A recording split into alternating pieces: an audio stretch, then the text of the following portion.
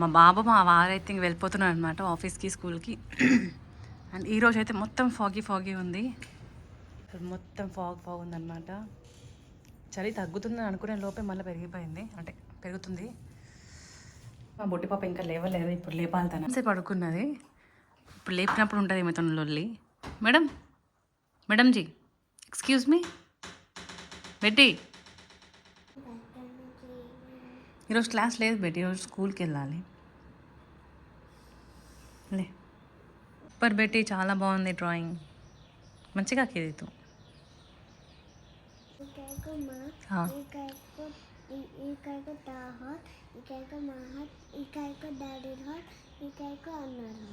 Very good. School ఎందామా చలో. పాపనైతే స్కూల్లో డ్రాప్ చేసి వచ్చేసిన. అండ్ ఇప్పుడైతే ఇంకా ఛాయ్ తాగాల్సిందే. మార్నింగ్ అయితే నేను పసుపును మిరియాలు దంచేసి సో అది బాయిల్ చేసి వాటర్ తాగేసాను అనమాట. ఇది డైట్ అని కాదు కానీ ఏదో అలా తాగాలనిపించింది, తాగేసాను. ఇంట్లో అయితే బొచ్చడి పనులు ఉన్నాయి, అవన్నీ చేసి ఇంకా ఈరోజు టెంపుల్లో అయితే బండారా ఉందన్నమాట. సో అక్కడనే ఫుడ్, అందుకని నేను మా ఆయనకు లంచ్ ఏం పెట్టలేదు. సో వచ్చిన తర్వాత అయితే వెళ్తాం, ఆల్మోస్ట్ 1 o'clock అయితే వెళ్తాం అనమాట. ఈసారి ఒక చిన్న డబ్బా తీసుకెళ్తా, అక్కడ పెట్టే హల్వా చాలా టేస్ట్గా అనిపిస్తుంది. అదేంతో ఇంట్లో ఎంత చేసినా కూడా ఆ టేస్ట్ రాదనమాట. సో ఈరోజు అయితే ఒక చిన్న డబ్బా తీసుకెళ్తామని ప్లాన్ చేస్తాను, చూస్తా. అంటే ఇప్పటిదాకైతే ఎవరు తీసుకొని పోతున్నట్టయితే చూడలేదు, కానీ సో ఈరోజు మాత్రం నేను స్వీట్ తీసుకొని వచ్చేస్తాను పక్కా. వస్తున్నారు కాబట్టి సో ఇది రూమ్ అంతా సదురుతున్నా ఇప్పుడైతే. ఇవన్నీ పాత బట్టలు, సో ఎవరికైనా ఇచ్చేద్దామని అయితే పక్కన పెట్టేసా. సో ఈరోజు అంతా క్లీన్ చేయాలి. సో నాకు పిచ్చి పట్టింది కాబట్టి ఏదో ఒక పని చేస్తూనే ఉంటా. ఒకప్పుడు చెయ్యను. అగో ఇప్పుడు ఆ సింక్ ఉంది, ఆ సింక్లో బౌల్ ఉన్నాయి, అది ఇప్పుడు అర్జెంట్గా కడగాలని అనిపిస్తుంది, కానీ ఇప్పుడు నేను కడగను, ఎందుకంటే అక్కడ నేను చూడను కాబట్టి. Because first I have to concentrate on my chai తాగిన తర్వాత. ఇల్లు క్లీనింగ్ అయితే అయిపోయింది అండ్ ఆల్మోస్ట్ టైం కూడా 12:15 అయిపోతూ వస్తుంది. ఇంకా పాపకి అయితే పిలుచుకొని రావాలి. ఒక్క 2 నిమిషం కూడా రెస్ట్ లేదనమాట. సో మొత్తం వర్కే అవుతుంది. ఇంకా కొంచెం వర్క్ ఉంది బెడ్రూమ్లో, సో అది తర్వాత వచ్చినాక చేస్తా. అండ్ ఇప్పుడైతే పాపని పిలుచుకొని రావాలి. ఏం పని ఏమో నాకైతే ఏం పిచ్చిలేస్తుందో నాకు అర్థం కాదు. Before marriage I use to not do any work, but after marriage అంటే కొన్ని ఇయర్స్ తర్వాత ఈ 2-3 years నుంచి కొంచెం బాగా అడిక్టెడ్ అయిపోయినా వర్క్ చేయడానికి. I don't know when this రోగం గోస్ సీరియస్లీ. ఇంకా చెత్త ఉంది, సో అదంతా క్లీన్ చేయాలి. సో డైరెక్ట్ వాటర్ వచ్చినప్పుడు అదంతా క్లీనింగ్ సెక్షన్ అవుతుంది. ఇంకా చేసి ఓపిక లేదు. కొంచెం సేపు అయిన తర్వాత అయితే ఇంకా స్టార్ట్ చేస్తాం మళ్ళీ పని. చెప్పాం కదా టెంపుల్లో బండారా ఉంది అని, సో అక్కడికైతే మా ఆయన వస్తే ఇంకా వెళ్ళిపోతాము. స్కూల్ టైమింగ్స్ కొంచెం లేట్ ఉంటే బాగుంటుంది, అంటే అట్లీస్ట్ ఒక 1 o'clock వరకు, కానీ ఇక్కడ 12:20కి అయిపోతుంది. అలా పోయినట్టే అనిపించదు, ఒక పని చేయం అయిపోతుంది. డాడీ గోకోని. సో ఇప్పుడైతే మేము టెంపుల్కి వెళ్తున్నాం. టెంపుల్ సో బేర్ ఫుట్ వెళ్తున్నాం అనమాట. అక్కడ మా చెప్పులు దొంగతనం చేస్తాను, మా ఆయన వద్దని చెప్పిండ్రు. చూడండి, ఇది ఒక మంత్రం. అందుకని మనం